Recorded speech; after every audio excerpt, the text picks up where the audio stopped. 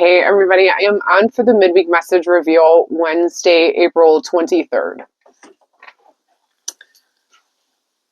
It doesn't feel like April. It feels out of time, that vibe. And the energy of late is kind of asking us to pay attention to the space in between when you're actually noticing that there is a lull or a gap or a space in which you are unable to be fully present. I do feel that at times we're being taken offline. I feel that there is also a energy of that we're not familiar with, um, an energy that feels a bit foreign in a sense that it's something from a period that we've never experienced, and that would be Neptune and Aries that we haven't experienced, hasn't gone through this transit since like 1870 or 80 or something like that. And we've never experienced planets with this sort of flavor. You know, everything that gets passed through a transit when it is experiencing a new sign is given signature sort of elements and attributes and characteristics that are part of that sign, and we're experiencing something very different in a different way, and it's exciting and it's different. Can I say different again? It's different. That's definitely what it is. All right, anyway, we have a new moon. Hello. We have a new moon on the 27th in Taurus. We are officially in Taurus season. My moon is in Taurus. I feel very happy around this time period. It hits a different level of like, yeah. And for those of you who have Taurus in your chart, you know, if you know, you know. There's a different sort of energy that comes with Taurus energy. It's very grounded. It's very fertile. It's tried and true. Stubborn as hell. Annoying as fuck. And at the same time, predictable to a fault in a comfortable, wonderful way, because let's be real, there's something about a fixed sign that's chef's kiss to all other signs. You get what you get, and you know what you're going to get. And there is a certain level of consistency that is wonderful to lean into when things seem so out of sorts. And the new moon that will be coming here on the 27th in Taurus, as you know, new moons are where we are planting seeds and the things that we're looking forward to bring into our experience. We will be manifesting that within the next 6 months. So what we're looking to do with this Taurian energy is we're looking to ground it into something substantial. We're learning it to ground it into something that will bear fruit and become fiscally or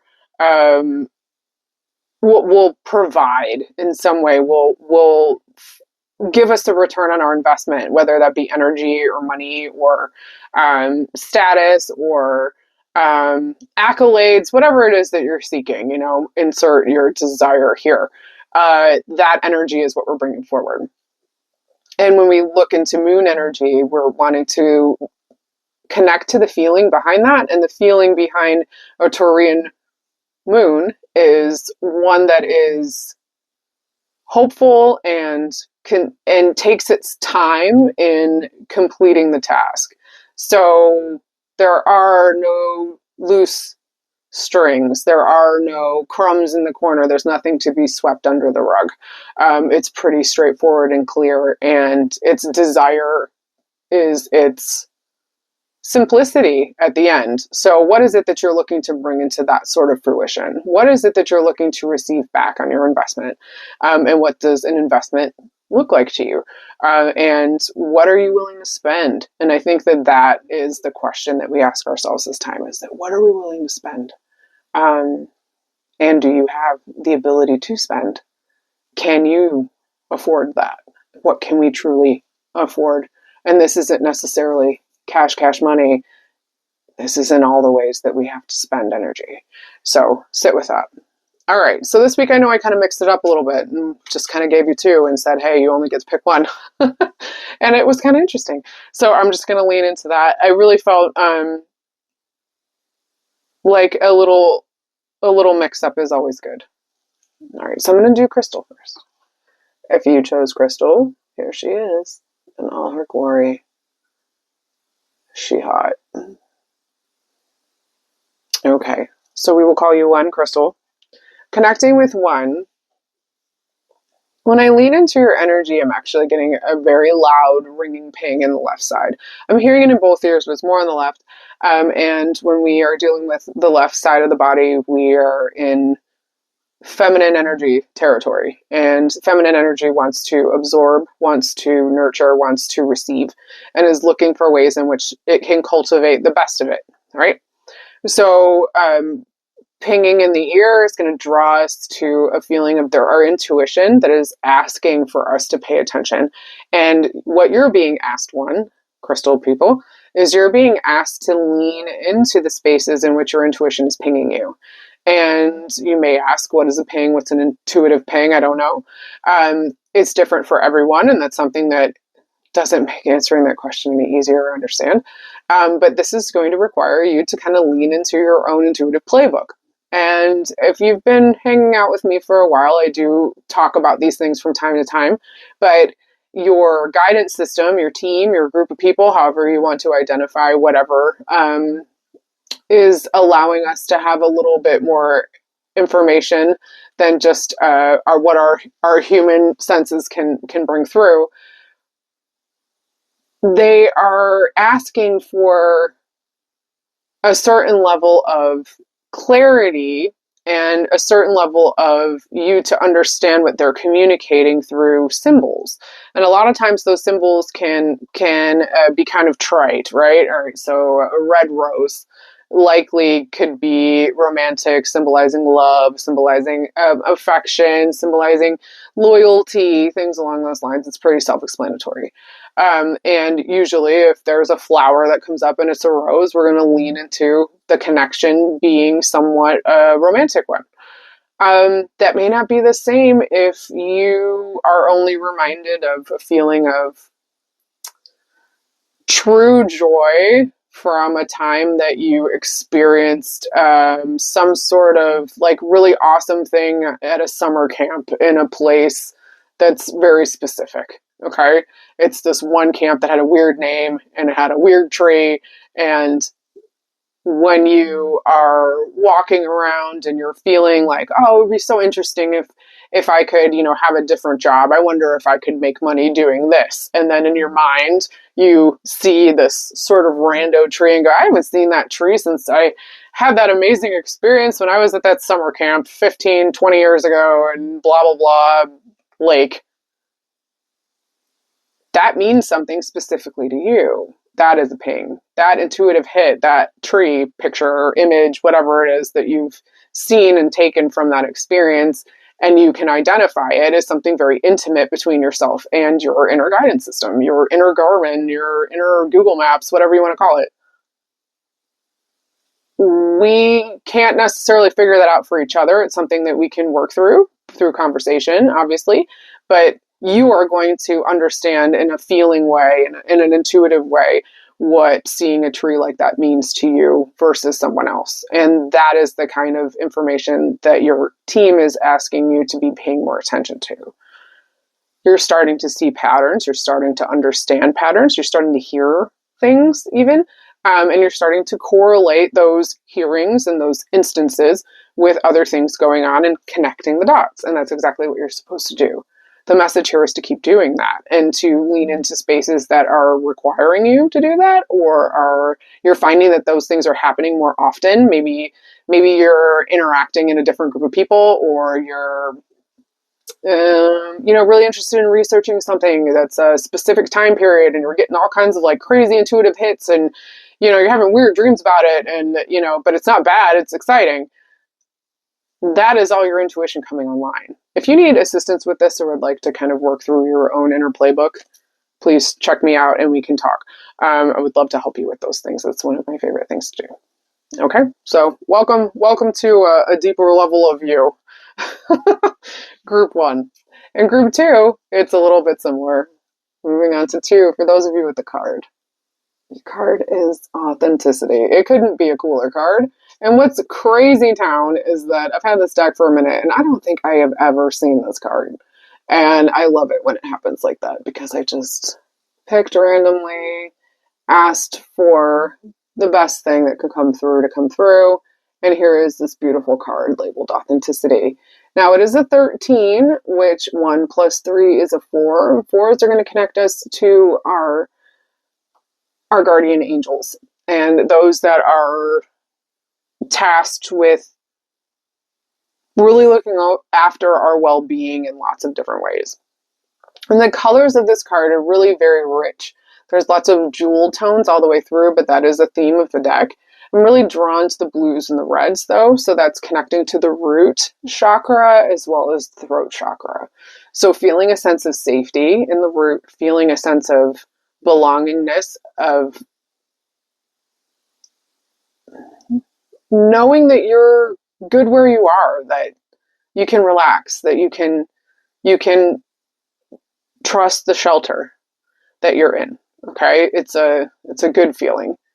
Pairing that with the blue of the throat chakra is that we can talk about it, we can bring others to our safe space, and that we can provide that for others. You're in a place where your authenticity is exactly that. Your authenticity has become a safe space for other people to land in, for other people to be seen in, for other people to take rest and respite and feel as if they don't have to carry things all on their own, and maybe are no longer beholden to the path that seemed the only one that they could go on. I think that will ring true for a handful of people here in the card zone. You've done things a little differently and you are that kind of person to do things differently. So being authentic is kind of a default. It's not a defect, it's a default. It's something you were taught to see as a defect, though, and we're challenging that right now. Understand that your ability to be different and see things differently and interact with people in a way that is unique to yourself is truly your superpower, and it's not something that should ever be squandered or kind of pushed off to the side like it wasn't that big of a deal. It's a gift, and it's something that you need to lean a little bit more into. What I'd like you to really look at in the card is this window space that's here in the center, and you see that there's a tree that's kind of outlined there. And behind it, there are more trees as if it were a forest that just continues and continues and continues.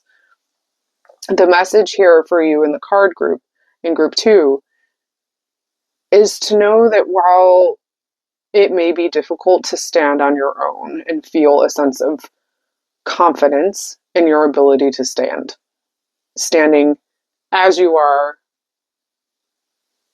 in who you are without compromise, standing by those who are themselves without compromise, and allowing space for others who feel like they are not able to totally express 100% who they are, that you give them shelter and safety within the branches and the canopy that you've created through your own authenticity and through your own growth. Some of the stuff that you were hoping other people would see in you or be able to be kind of externally expressed, where you might be getting more accolades or getting more recognition for some of the things that you've had to kind of put yourself on the line for, may not be coming through in the same way, and that is frustrating.